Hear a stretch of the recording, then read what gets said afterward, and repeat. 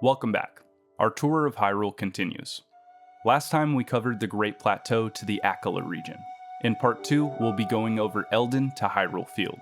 For those that missed part 1, this is a 2-part video brought to you by my friend Godman Gamer. Utilizing the recent trailers and Breath of the Wild's map, we've created a list of potential points of interest to visit in Tears of the Kingdom. The description will include a link to Godman Gamer's Reddit post detailing his findings. Remember that these videos are incredibly speculative and are only meant to give a rough idea of where certain things might be located. I'm on my way to 100,000 subs. If you enjoyed today's video, hit the like button and consider subscribing to help me reach my goal. For those that are already subscribed, thank you for your continued support. Now then, let's get into it.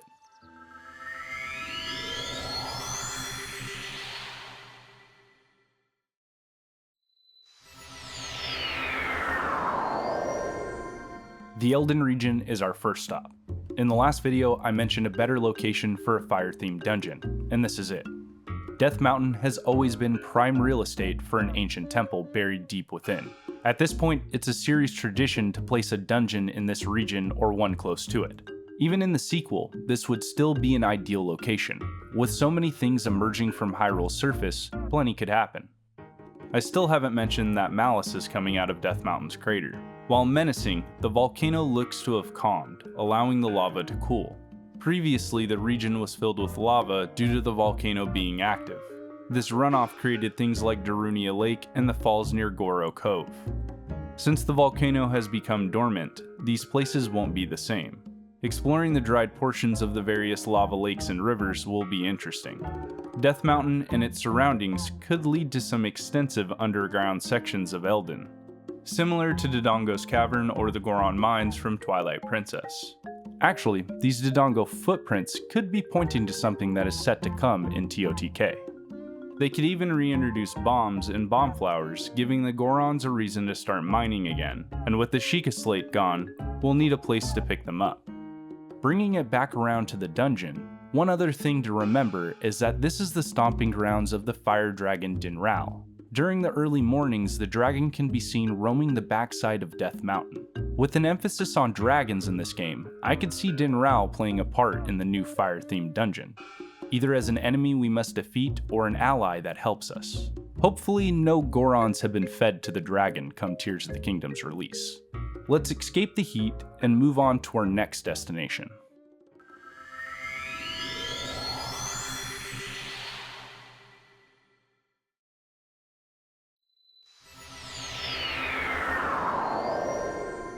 Here we are in the peaceful Woodland Tower region, a section of Hyrule that doesn't know what's coming to it. At the military training camp, Ganondorf's minions will take over more than they have in Breath of the Wild.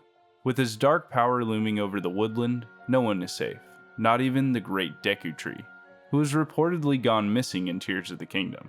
Either he entered the heavens, or Ganondorf killed another Great Deku Tree.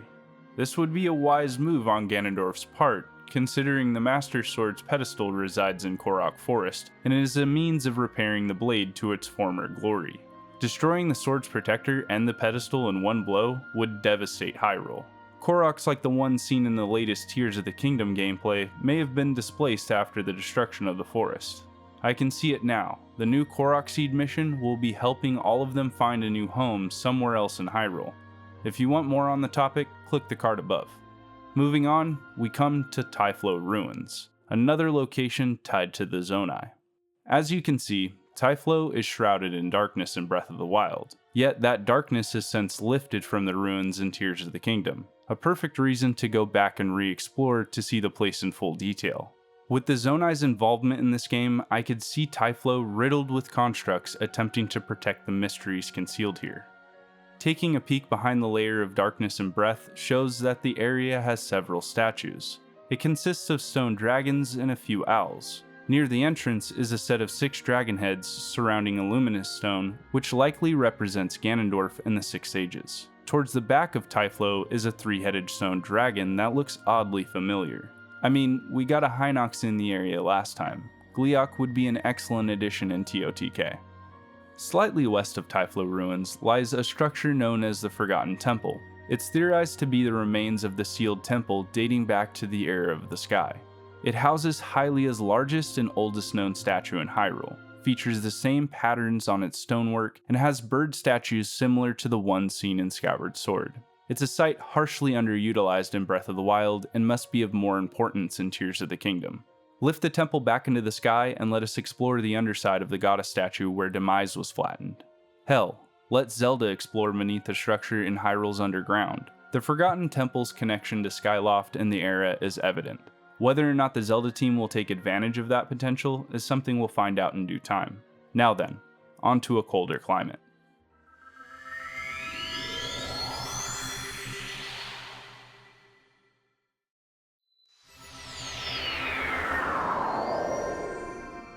Welcome to Hebra, a chilly, harsh terrain. This portion of Hyrule is so unforgiving that most wouldn't dare travel, let alone live here. While this makes Hebra a peaceful place to visit in Breath of the Wild, it causes it to feel lacking in content.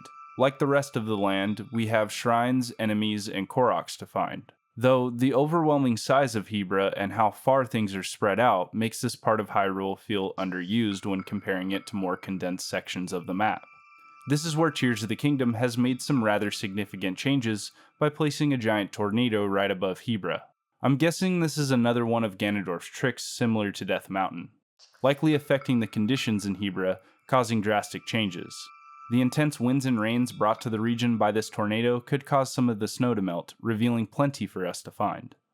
Hebra has some of the best underground sections in Breath of the Wild, which could easily be expanded in TOTK. One example is the cavern in which the Hebra Great Skeleton resides. Another is the Makara Shrine, hidden within a cliff near Lake Kilsey. Other spots they could fill out like this are the 3 secret hot springs, one of which already has a small cave, Byron's Snow Shelf, and under the peak of Hebra Mountain. Beyond the underground potential, if the snow melts, the windstorm could cause the opposite effect on Hebra, intensifying its frigid climate. It was a winter wonderland before. This could make it entirely unbearable to travel through. The appearance of the vortex presents another aspect of the game that we should discuss. The tornado can be seen in specific clips of Tears of the Kingdom, while in others it has subsided.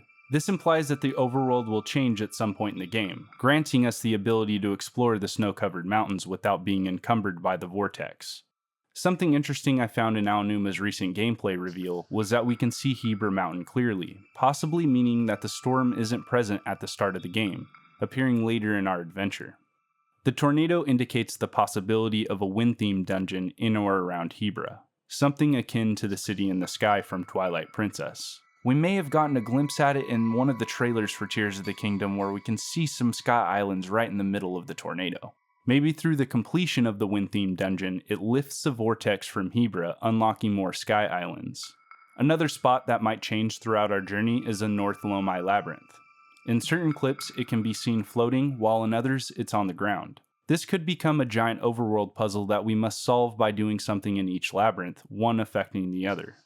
Another idea is the labyrinths taking advantage of the gyro functionality of Ultra Hand. Tilting the labyrinth would unlock different pathways forward. That's enough crazy ideas for now. Hebra houses many beautiful places that need to be visited by more players throughout their journey, and it looks like the Zelda team has given us a great reason to return.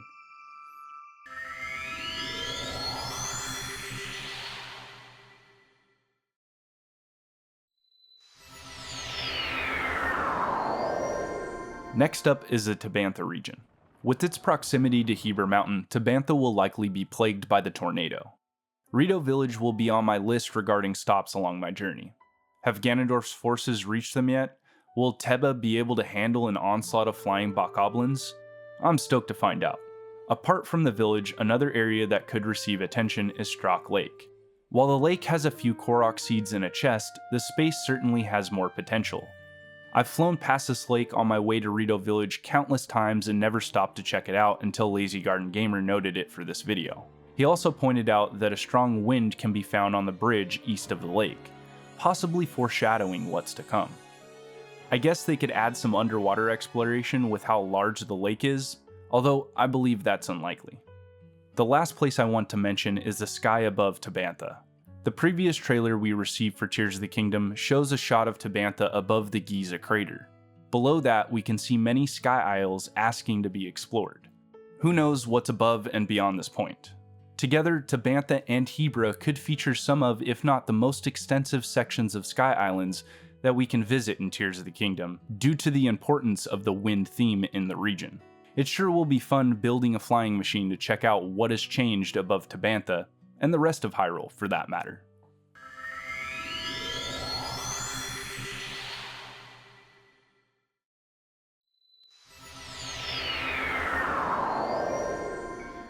From Tabantha, we transition to the Ridgeland Tower section of Hyrule. This part of the map has plenty of exciting locations to revisit in Tears of the Kingdom. The first I'd like to highlight is Satori Mountain. In Breath of the Wild, this mountain is home to an abundance of wildlife as well as the Lord of the Mountain, a creature said to be the reincarnation of a sage. An excellent Easter egg and a must-stop to gather resources in Breath of the Wild. I can only imagine this will stay true in Tears of the Kingdom. They could leave Satori Mountain untouched and it would still be worth the second visit. Although it would be interesting to see a side quest or two leading to the mountain for some added depth. After Satori Mountain, we have the Illumini Plateau. A rather dull place in Breath of the Wild has now been revamped to feature a giant illuminated glyph. Unfortunately, we have yet to learn what these things do, although they appear in many other parts of Hyrule. One thing to mention is the name of the plateau. Did the Zelda team plan to use this location in the sequel? How many other sites could have hidden meaning behind them? Speaking of, our next point of interest is the Breach of Demise. The name of this place is a reference to Skyward Sword, specifically the fissure Demise and his army of demons crawled out of. If, which is a big if, we get more Skyward Sword references in this game, it would be excellent if the Breach of Demise turns out to be the entrance to an enormous underground lair where Ganondorf's army is building its resources to overtake the kingdom. A home base pulling all of the monsters of Hyrule back from where they came.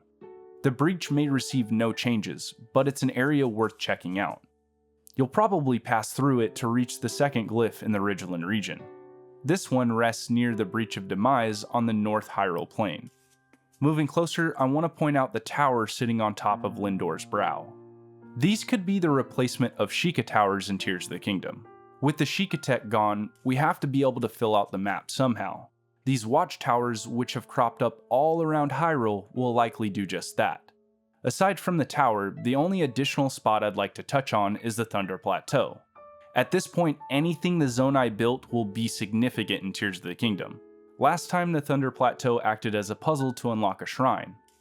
Like Typhlo, I'm sure the Thunder Plateau is housing secrets we have yet to uncover.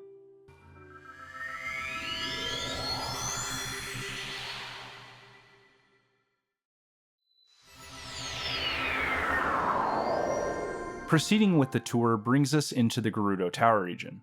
I want to start by heading to the Gerudo Highlands to show off some of the potential Ultra Hand might have in the overworld. Do you remember the statue of the 8th heroine? Presumably it was separated from the other heroines and placed close to Mount Agate. Along the way, the sword the statue once held fell off and remains at the top of Gerudo Summit. That's where Ultra Hand comes in. Using this ability, we could lift the sword from Gerudo Summit and return it to its rightful owner. Doing so could unlock a secret entrance leading under Mount Agate. Then, using Ascend, we could finally reach that pesky mountain's peak. Who knows, the statue could possibly be the entrance to Gerudo's dungeon. Following the 8th heroine, we stop at the Yiga clan hideout to investigate more underground sections. Once Gerudo ruins turned into the refuge of the infamous Yiga clan, followers of Ganon.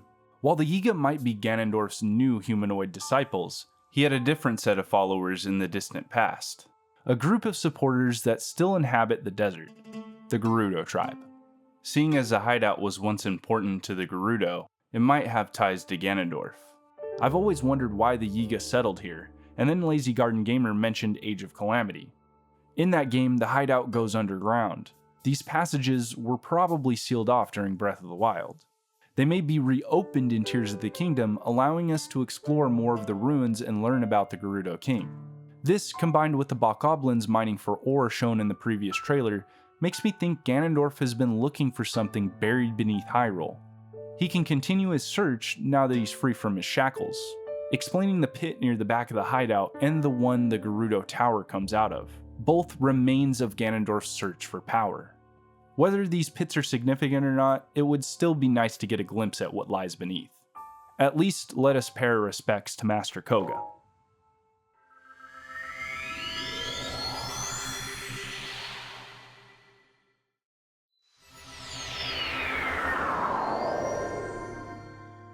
From the Yiga clan hideout, we teleport to the Wasteland Tower.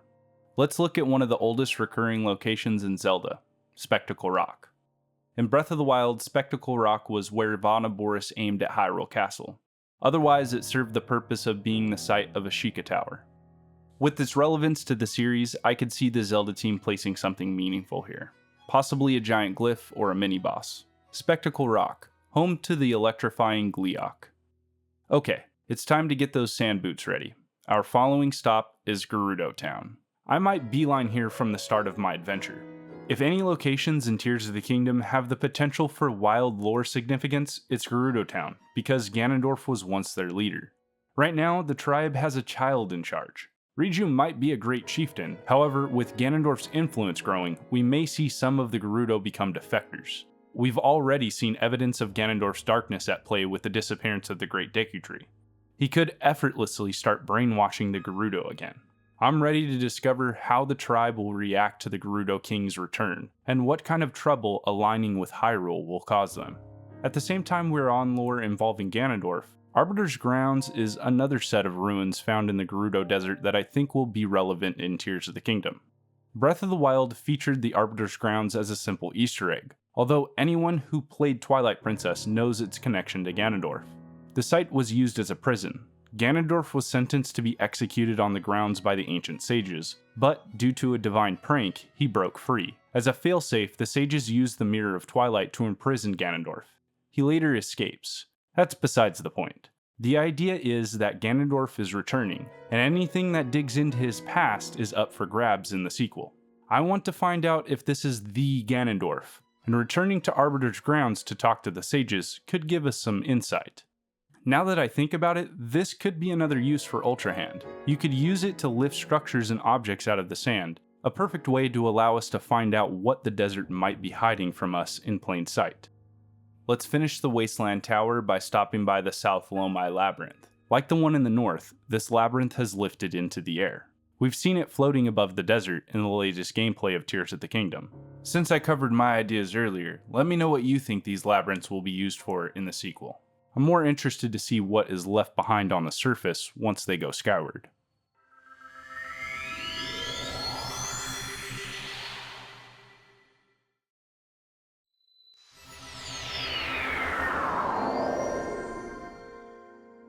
We've made it to Central Hyrule, the last part of the map I want to discuss. Our first point of interest is the Colosseum Ruins, a place with incredible potential in Breath of the Wild. It has enemies and equipment, but it's a Colosseum. It needs a complete tournament system. Let us take on waves of Ganondorf's minions to win prizes like gear and vehicle parts. The perfect NPC to host this deathmatch would be the King of Monsters, Kilton. At the very least, they need to switch out the Lynel for a Dark Nut. From there, we move on to the Bottomless Swamp, another odd location suppressing something. It features a giant skull from an unknown monster bigger than any creature we've seen in Breath of the Wild. The swamp is also home to many monsters and is surrounded by malice. In Tears of the Kingdom, it looks like the swamp is receded, leaving behind an opening in the ground. When comparing the maps, it seems like another portion of the earth has changed to the left of the swamp. I'd like to mention that this could be a draw distance issue because Link is so far away. It's even possible that the swamp has been cleaned up and filled with water. We'll have to wait a bit longer to find out. However, this new gameplay footage has piqued my interest in returning to see what's happening. We finish off the tour with Hyrule Castle, the place many will be heading first to test if you can beat the game from the very beginning. A location that both myself and Lazy Garden Gamer believe will be receiving a complete overhaul. We could freely roam Hyrule Castle in Breath of the Wild. This poses an issue for Tears of the Kingdom. No one wants to return to the castle to backtrack. So here's Lazy Garden Gamer's idea. Have Ganondorf's malice twist the structure into Ganon's castle. He could slowly remodel the castle's interior as we progress through the game. Say you beat the first dungeon, Ganondorf then takes a portion of the structure and completely alters it, opening the way forward so we can continue through his castle. bringing many changes that would throw us off from the normal map. By the time we've gathered everything to take on Ganondorf, the castle will look nothing like it used to. I'll die a happy man if we can experience walking up the stairs to Ganondorf's throne room one last time. Implementing a dungeon like this would help fix the issue of being able to beat the game straight from the beginning, locking the castle behind story progression rather than sectioning off parts of Hyrule. So many traps and puzzles could come from a system like this. Visualize walking down a hallway only to be spotted by one of Ganondorf's malice eyes. He could act accordingly and drop the floor out from under you, or send a group of enemies into the room to try to slow you down. Procedurally generated dungeon rooms could work too. Having a portion of the castle that acts as a maze is absolutely something Ganondorf would do.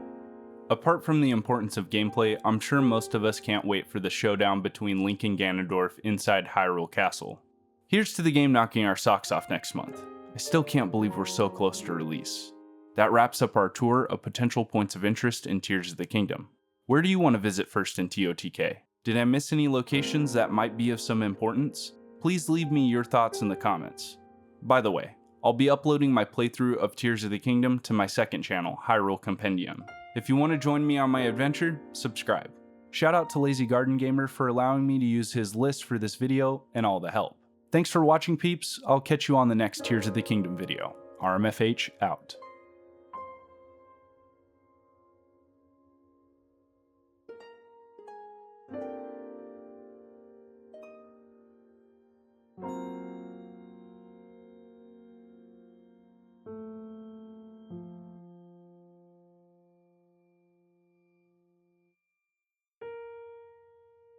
You